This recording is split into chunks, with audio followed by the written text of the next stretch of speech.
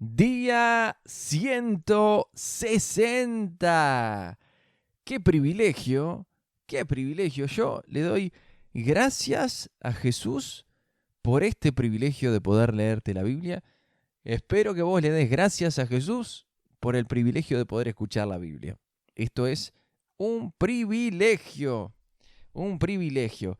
Ayer comenzamos con el libro de Segunda de Reyes, que lo último que vimos en el capítulo 2 fue cuando el profeta Elías fue llevado al cielo en un carro de fuego, con un caballo de fuego, en un remolino, una cosa sobrenatural, impresionante, de las pocas personas que no vieron la muerte en esta tierra, sino que fueron llevados por el Señor al cielo, increíble, y quedó en su lugar el profeta Eliseo, que pidió esa doble porción del espíritu que portaba Elías, y vamos a ir viendo las manifestaciones sobrenaturales que ocurrieron en el ministerio de Eliseo, que Dios así se lo concedió. Y lo último que vimos en el día de ayer fue, no sé si recordás, cuando unos muchachos se burlaban de Eliseo y le decían, calvo, pelado, pelado. Eliseo los maldijo y 2 osos se comieron a todos esos muchachos. Tremendo. Arrancamos este día, ¿qué te parece? Este día 160, que vamos a comenzar con Segunda de Reyes, capítulo 3, que dice así. Joram, hijo de Acab, comenzó a gobernar Israel durante el año 18 del reinado de Josafat en Judá y reinó en Samaria 12 años. Joram hizo lo malo a los ojos del Señor, aunque no tanto como su padre y su madre. Por lo menos derribó la columna sagrada de Baal que su padre había levantado. Sin embargo, continuó con los pecados que Jeroboam, hijo de Nabat, había cometido e hizo cometer al pueblo de Israel. Mesa, rey de Moab, se dedicaba a la cría de ovejas. Acostumbraba pagar al rey de Israel un tributo anual de 100,000 corderos y la lana de 100,000 carneros. Pero después de la muerte de Acab, el rey de Moab se rebeló contra el rey de Israel. Entonces el rey Joram, sin demora, reunió al ejército de Israel y marchó desde Samaria. Ya en camino, envió este mensaje a Josafat, rey de Judá. El rey de Moab se ha rebelado contra mí. ¿Saldrás conmigo a la batalla contra él? Josafat le respondió, por supuesto. Tú y yo somos como uno. Mis tropas son tus tropas y mis caballos son tus caballos. Entonces preguntó, ¿qué camino tomaremos? Joram contestó, atacaremos desde el desierto de Edom. El rey de Edom y sus tropas también se unieron a ellos, y los 3 ejércitos dieron un rodeo a través del desierto durante 7 días, pero no había agua para los hombres ni para los animales. ¿Qué haremos ahora?, clamó el rey de Israel. El Señor nos ha traído a los 3 aquí para que el rey de Moab nos derrote. Pero el rey Josafat de Judá preguntó, ¿acaso no hay ningún profeta del Señor con nosotros? Si es así, podemos preguntarle al Señor por medio de él qué debemos hacer. Hago un paréntesis acá. Josafat ya lo había hecho en otra oportunidad, ¿no? ¿Te acordás? Con Micaías, que el que dijo de consultar al Señor, de buscar un profeta de Dios, fue Josafat. Y acá también es muy oportuno Josafat. En medio de la situación difícil, vamos a consultar a un hombre de Dios, que era como decir, vamos a consultar a Dios, a ver qué hacemos en esta situación. Sigo leyendo. Uno de los oficiales del rey Joram respondió, Eliseo, hijo de Safat, está entre nosotros. Él era el ayudante personal de Elías. Sí, él habla por medio de él, dijo Josafat. Así que el rey de Israel, el rey Josafat de Judá y el rey de Edom fueron a consultar a Eliseo. ¿Por qué has venido a verme a mí?, preguntó Eliseo al rey de Israel. Busca a los profetas paganos de tu padre y de tu madre. Pero Joram, rey de Israel, dijo: «No, ¿acaso no ha sido el Señor quien nos trajo a los 3 reyes aquí para que el rey de Moab nos derrote?» Eliseo respondió: «Tan cierto como que el Señor Todopoderoso vive, ¿a quien sirvo? Si no fuera por el respeto que le tengo al rey Josafat de Judá, no perdería el tiempo hablando contigo. Ahora, tráiganme a alguien que sepa tocar el arpa». Mientras tocaban el arpa, el poder del Señor vino sobre Eliseo, quien dijo: «Esto dice el Señor: este valle seco se llenará de lagunas. Ustedes no verán viento ni lluvia, dice el Señor, pero este valle se llenará de agua. Habrá suficiente para ustedes, para su ganado y para los demás animales. Pero eso es algo muy sencillo para el Señor, porque Él les dará la victoria sobre el ejército de Moab. Ustedes conquistarán las mejores ciudades de Moab, incluso las que están fortificadas. Cortarán todos los árboles buenos, taparán todos los manantiales y con piedras arruinarán toda la tierra productiva». Al día siguiente, como a la hora que se ofrecía el sacrificio matutino, de repente apareció agua. Fluía desde Edom y pronto hubo agua por todos lados. Mientras tanto, cuando los moabitas se enteraron de que los 3 ejércitos marchaban contra ellos, movilizaron a todos los hombres que tenían edad suficiente para ceñirse una espada y tomaron posiciones a lo largo de la frontera. Ahora bien, cuando se levantaron a la mañana siguiente, el sol se reflejaba en el agua de tal forma que a los moabitas les pareció ver rojo como si fuera sangre. ¡Es sangre!, exclamaron. «Seguro los 3 ejércitos se atacaron mutuamente y se mataron unos a otros. ¡Hombres de Moab, vamos a recoger el botín!». Sin embargo, cuando los moabitas llegaron al campamento de los israelitas, el ejército de Israel se levantó y los atacó, hasta que se dieron la vuelta y huyeron.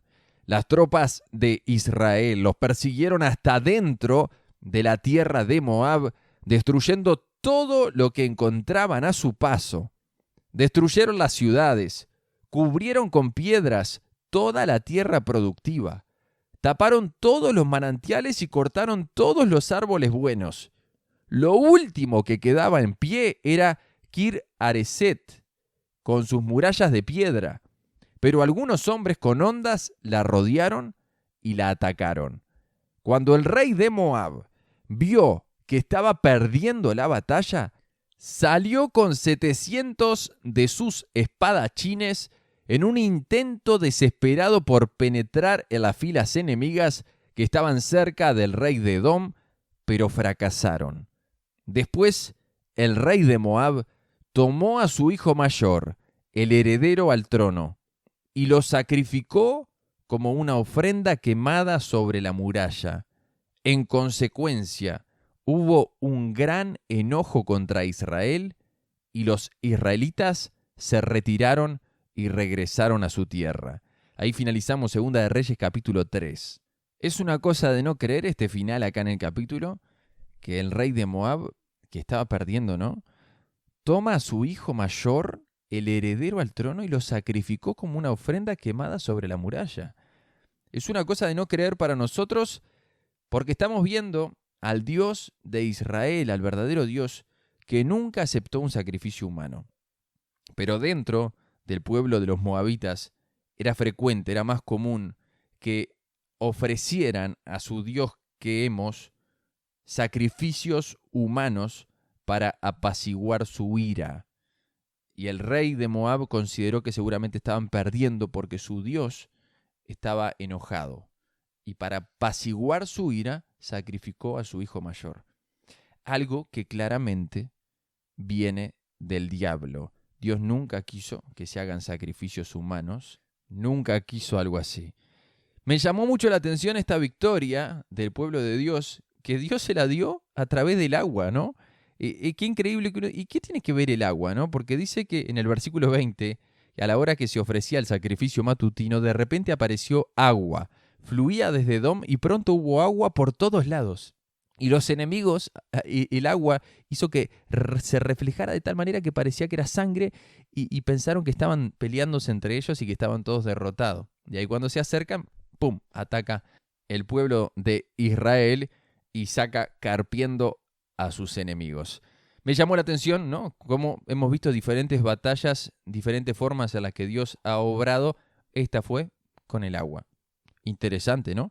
Nos vamos al capítulo 4 de Segunda de Reyes, que dice así: cierto día, la viuda de un miembro del grupo de profetas fue a ver a Eliseo y clamó: mi esposo, quien te servía, ha muerto, y tú sabes cuánto él temía al Señor, pero ahora ha venido un acreedor y me amenaza con llevarse a mis 2 hijos como esclavos.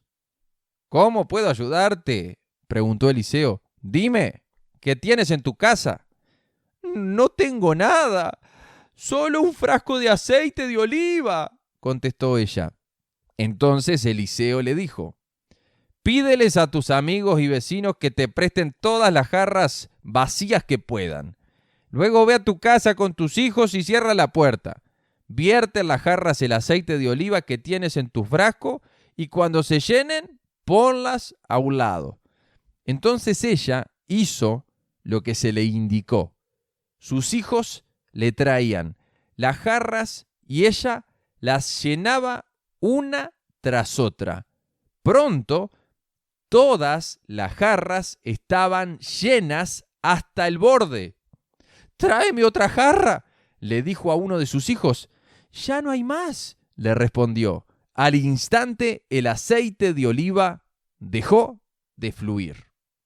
Cuando ella le contó al hombre de Dios lo que había sucedido, él le dijo: «Ahora vende el aceite de oliva y paga tus deudas. Tú y tus hijos pueden vivir de lo que sobre». Hay que hacer un paréntesis acá porque esto es maravilloso. Esta mujer desesperada, su esposo había muerto y va a hablar con el profeta, a decirle: mi esposo era un hombre temeroso de Dios, dame una mano, ¿qué hago? ¿Qué tenés? No tengo nada, un poco de aceite. Bueno, eso que tenés Dios lo va a usar para sacarte de esta deuda, para sacarte de esta situación de crisis económica que estás atravesando. Andá, pedí jarras, el aceite no va a parar de fluir y vas a llenar todos los recipientes que consigas. Después lo vendés y con esto pagás la deuda. Qué tremendo, ¿no? El milagro de Dios sumado también a la colaboración de esta mujer, que en fe tenía que ir a pedir, mandar a pedir los recipientes, que en fe tenía que seguir llenándolos. Hubo algo que ella tenía que hacer para que el milagro ocurriera. El profeta lanzó la palabra, dijo: esto es lo que tenés que hacer. Después ella podía obedecer o no. Los milagros ocurren cuando caminamos en obediencia a Dios, con fe, creyéndole. Versículo 8. Cierto día, Eliseo fue a la ciudad de Sunem y una mujer rica que vivía allí le insistió que fuera a comer a su casa.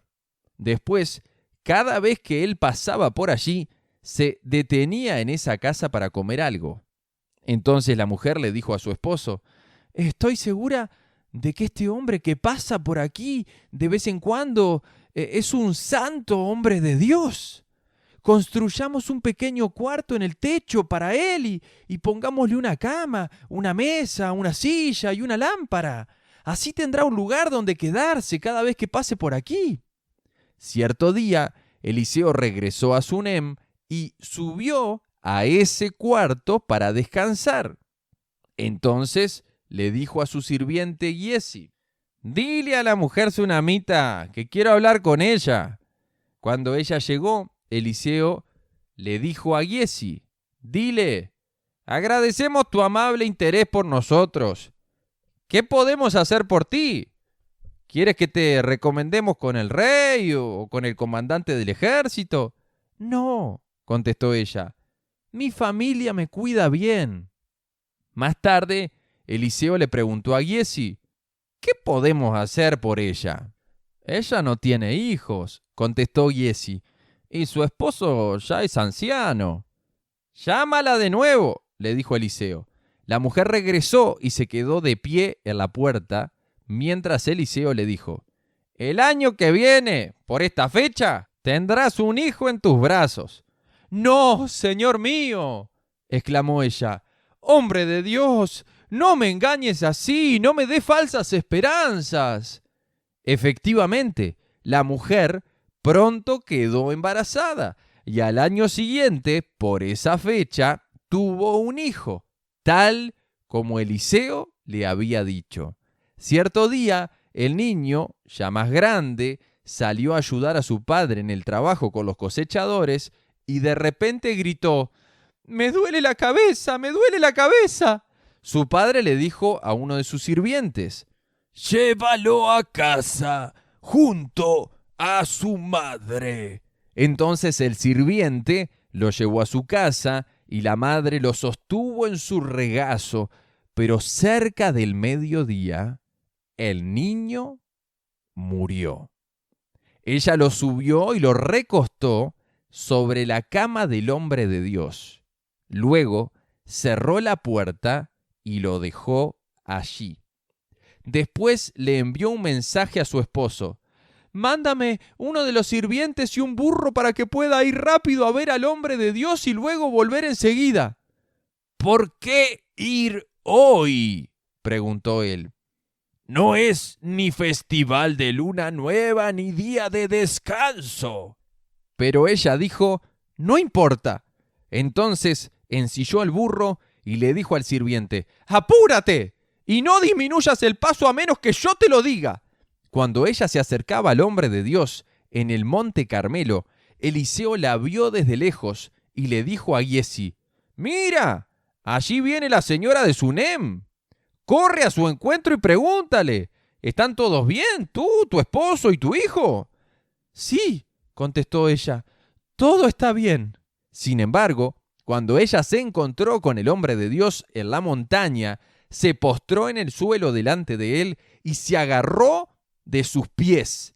Giesi comenzó a apartarla, pero el hombre de Dios dijo, «Déjala, está muy angustiada, pero el Señor no me ha dicho qué le pasa». Entonces ella dijo, «¿Acaso yo te pedí un hijo, Señor mío? ¿Acaso no te dije, no me engañes, ni me des falsas esperanzas?» Enseguida Eliseo le dijo a Giesi, «Prepárate para salir de viaje, toma mi vara y vete. No hables con nadie en el camino. Ve rápido y pon la vara sobre el rostro del niño». Pero la madre del niño dijo, «Tan cierto como que el Señor vive y que usted vive, yo no regresaré a mi casa a menos que usted venga conmigo». Así que Eliseo volvió con ella. Giesi se adelantó apresuradamente y puso la vara sobre el rostro del niño, pero no pasó nada. No daba señales de vida. Entonces regresó a encontrarse con Eliseo y le dijo, «El niño sigue muerto». En efecto, cuando Eliseo llegó, el niño estaba muerto, acostado en la cama del profeta. Eliseo entró solo, cerró la puerta tras sí y oró al Señor. Después se tendió sobre el cuerpo del niño. Puso su boca sobre la boca del niño, sus ojos sobre sus ojos y sus manos sobre sus manos. Mientras se tendía sobre él, el cuerpo del niño comenzó a entrar en calor. Entonces Eliseo se levantó, caminó de un lado a otro la habitación y se tendió nuevamente sobre el niño. Esta vez el niño estornudó 7 veces y abrió los ojos. Entonces Eliseo llamó a Giesi y le dijo, «Llama a la madre del niño». Cuando ella entró, Eliseo le dijo, «Aquí tienes, toma a tu hijo». Ella cayó a los pies de Eliseo y se inclinó ante él llena de gratitud. Después tomó a su hijo en brazos y lo llevó abajo. Vamos a hacer un pequeño paréntesis acá para reconocer a esta mujer que sabemos que era una mujer de Sunem, no tenemos el nombre de esta mujer sunamita, que es tremendo lo de esta mujer. Es increíble. Para mí es extraordinario. Toda la forma en que ella actúa, para mí es impresionante.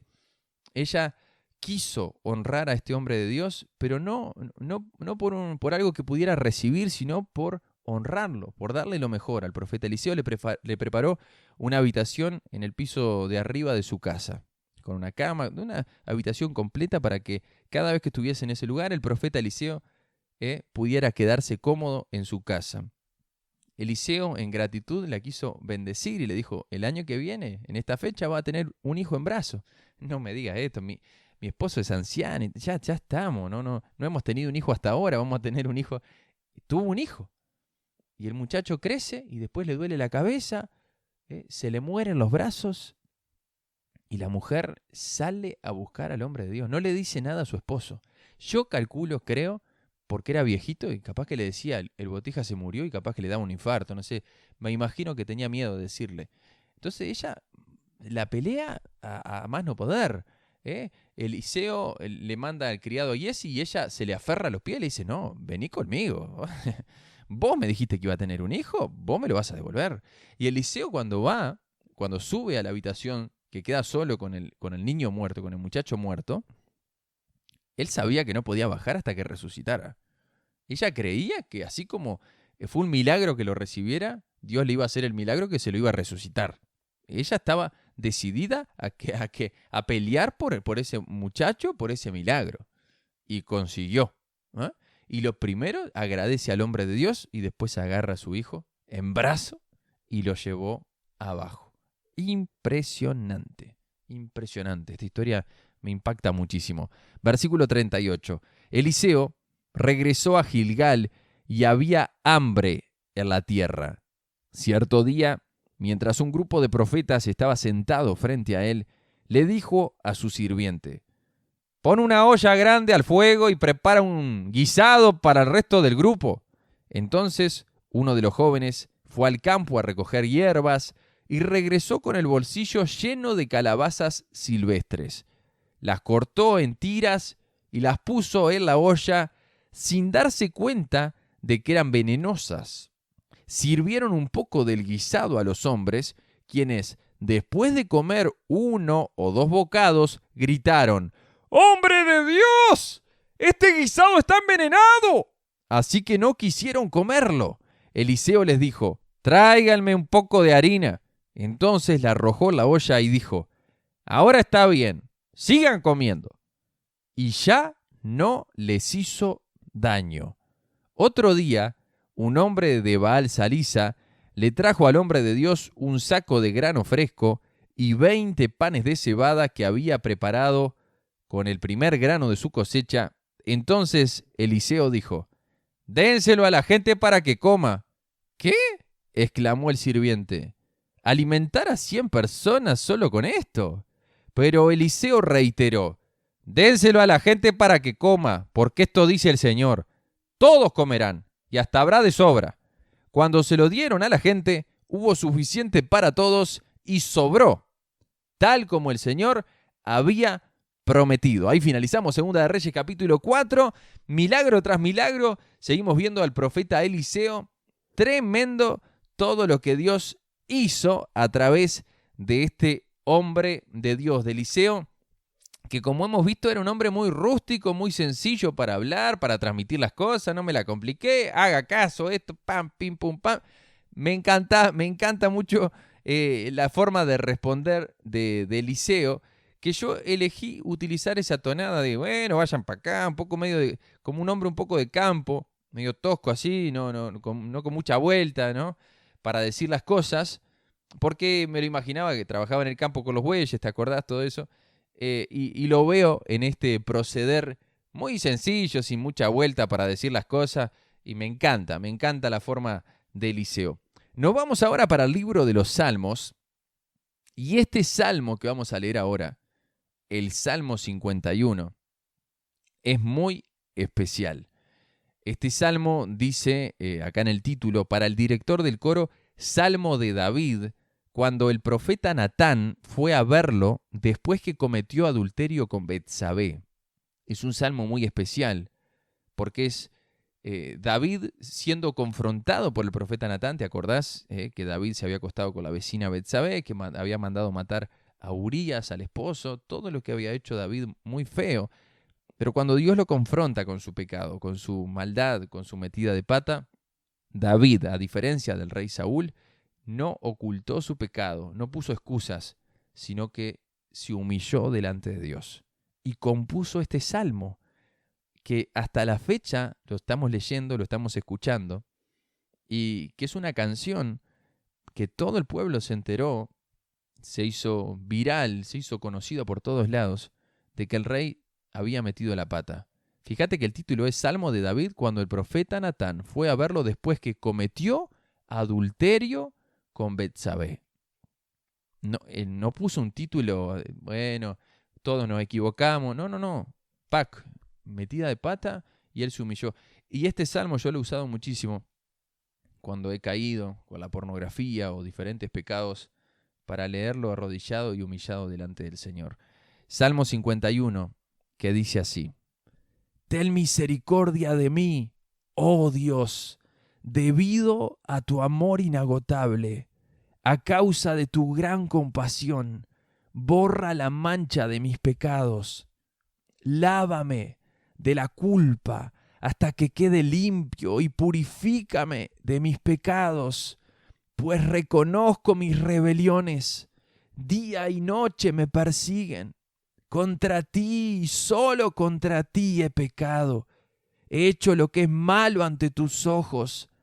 Quedará demostrado que tienes razón en lo que dices y que tu juicio contra mí es justo, pues soy pecador de nacimiento. Así es, desde el momento en que me concibió mi madre.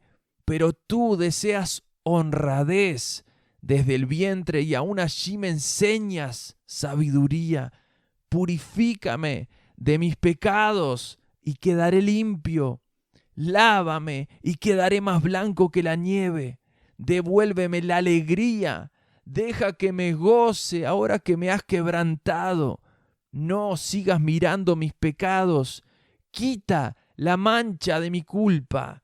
Crea en mí, oh Dios, un corazón limpio y renueva un espíritu fiel dentro de mí. No me expulses de tu presencia y no me quites tu Espíritu Santo. Restaura en mí la alegría de tu salvación y haz que esté dispuesto a obedecerte. Entonces enseñaré a los rebeldes tus caminos y ellos se volverán a ti. Perdóname por derramar sangre, oh Dios que salva. Entonces con alegría cantaré de tu perdón. Desata mis labios, oh Señor, para que mi boca pueda alabarte. Tú no deseas sacrificios, de lo contrario te ofrecería uno. Tampoco quieres una ofrenda quemada. El sacrificio que sí deseas es un espíritu quebrantado. Tú no rechazarás un corazón arrepentido y quebrantado, oh Dios. Mira a Sión con tu favor y ayúdala. Reconstruye las murallas de Jerusalén. Entonces te agradarán los sacrificios ofrecidos con un espíritu correcto, con ofrendas quemadas y ofrendas quemadas enteras. Entonces volverán a sacrificarse toros sobre tu altar. Ahí finalicé el Salmo 51, que es hermoso. Todo el Salmo es hermoso. El corazón de David, por eso era un hombre conforme al corazón de Dios. Porque David no ocultaba su pecado. Él decía, restaura en mí la alegría de tu salvación, haz que esté dispuesto a obedecerte, ayúdame. David estaba pidiendo ayuda. Estaba reconociendo que era pecador, que había metido la pata. Se sentía tan mal. Desata mis labios, oh Señor, para que mi boca pueda alabarte. Claro, porque el pecado, la culpa, todo, te sentís horrible. Pero el perdón de Dios te trae alegría, te sanidad, rompe toda cadena, el poder de Jesucristo, te libera, te da paz. Y David necesitaba volver a ese lugar, a estar lleno del poder del Espíritu Santo, lleno de la alegría, de la paz, del amor de Dios. Que el pecado te quita todo eso, te destruye. El pecado trae muerte. Pero el perdón de Jesucristo trae vida. Y Dios te ha traído hasta acá, ¿no? A escuchar todo esto para traerte hacia Él, para traerte a la alegría, a la paz, a la libertad, a la vida. Nos vamos al Salmo 52, que voy a hacerlo acompañado de la guitarra, porque la tengo acá cerca y puedo hacerlo. El Salmo tiene esos interludios, esos selá, esos espacios que voy a hacerlo con la guitarra. Por eso que lo hago con la guitarra. Voy leyendo los versículos y cuando aparece la palabra interludio, la palabra selá, de acuerdo a la versión, hago un espacio musical para que escuchemos y reflexionemos en lo que hemos recibido de la palabra de Dios. Por algo están esos espacios que algunos dicen que la palabra selá significa detente. El Señor quiere hablarte, detente y escucha. Así que por eso es que voy a hacer este salmo acompañado de la guitarra. Salmo 52 dice así. Para el director del coro, Salmo de David, acerca de cuando Doeg, el edomita, le dijo a Saúl: David fue a ver a Ahimelech. ¿Por qué te jactas de tus delitos, gran guerrero? ¿No te das cuenta de que la justicia de Dios permanece para siempre? Todo el día conspiras destrucción. Tu lengua es cortante como una navaja afilada. Eres experto en decir mentiras. Amas el mal más que el bien y las mentiras más que la verdad.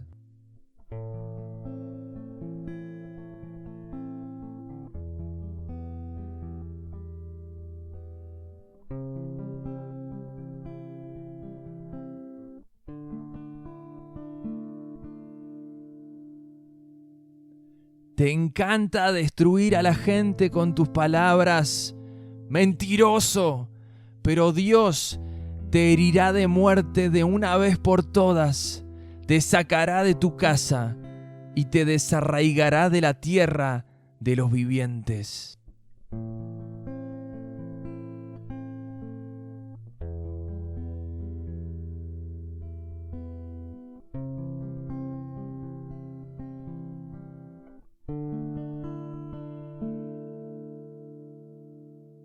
Los justos lo verán y se asombrarán, se reirán y dirán: miren lo que les pasa a los guerreros poderosos que no ponen su confianza en Dios, sino que confían en sus riquezas y se vuelven más y más atrevidos en su maldad. Pero yo soy como un olivo que florece en la casa de Dios, y siempre confiaré en su amor inagotable. Te alabaré para siempre, oh Dios, por lo que has hecho. Confiaré en tu buen nombre en presencia de tu pueblo fiel. Ahí finalizamos el Salmo 52, un salmo de David, que el título decía acerca de cuando Doeg, el edomita, le dijo a Saúl: David fue a ver a Ahimelech. Esa situación fue cuando David había ido a ver a Ahimelech, a un sacerdote, y Saúl se entera por lo que le dijo este Doeg. Se enoja Saúl, ¿te acordás que era un rey muy inseguro? Estaba re perseguido siempre, y a causa de eso termina diciendo que maten a todos los sacerdotes, y nadie se animaba a obedecer esa orden, pero este Doeg sí lo hizo y asesinó a 85 sacerdotes. Y David en este salmo dice que no le va a ir bien a las personas que confían en sus riquezas y en su maldad. Pero en el versículo 8 David dice: pero yo soy como un olivo que florece en la casa de Dios y siempre confiaré en su amor inagotable. No era arrogancia que David estaba diciendo que le iba a ir bien a él. era seguridad de que él estaba plantado en la obediencia a Dios, en la voluntad de Dios, haciendo las cosas bien. Entonces él dice, yo voy a ser como un olivo que florece en la casa de Dios. Ahora, el que hace las cosas mal, le va a ir mal. A mí me va a ir bien. Y yo, no por arrogancia, pero puedo decir lo mismo que dijo David. Sé que me va a ir bien. Estoy seguro. Sé en quién estoy confiando, sé lo que estoy haciendo con mi vida. Estoy seguro de eso. ¿Vos cómo andás? ¿Estás segura? ¿Estás seguro de eso? ¿Que te va a ir bien? Todo depende de cómo estás sembrando. Ahora estás bien, estás dedicando un buen tiempo a escuchar la palabra de Dios. David termina diciendo, te alabaré para siempre, oh Dios, por lo que has hecho. Confiaré en tu buen nombre en presencia de tu pueblo fiel. Dios ha sido bueno y yo sé que si lo obedezco y le rindo mi corazón toda mi vida, Él va a ser bueno. Él me va a bendecir, Él me va a ayudar. ¿Vendrán problemas? Sí. Pero Él va a estar conmigo y me va a sacar adelante ante cualquier dificultad. Y va a estar conmigo para cuidarme siempre, siempre, siempre. Dios te ama y te va a cuidar siempre. Refúgiate bajo la sombra de sus alas. Y Él te va a llenar con su presencia, con su paz, con su amor. Te mando un abrazo grande. Que Dios te bendiga.